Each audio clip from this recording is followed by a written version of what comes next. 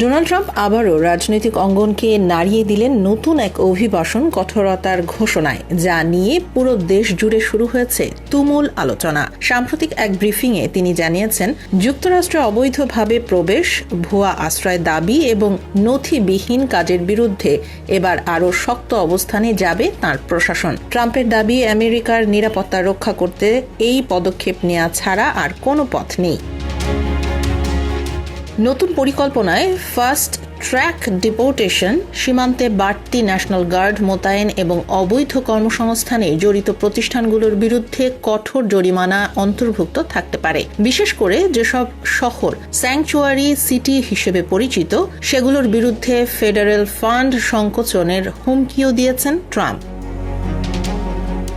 সমর্থকরা বলছেন এটাই আমেরিকাকে সুরক্ষিত রাখার সঠিক পদক্ষেপ, কিন্তু মানবাধিকার সংগঠনগুলো এটিকে অত্যন্ত কঠোর এবং পরিবার বিচ্ছেদের নতুন ঝুঁকি হিসেবে দেখছে।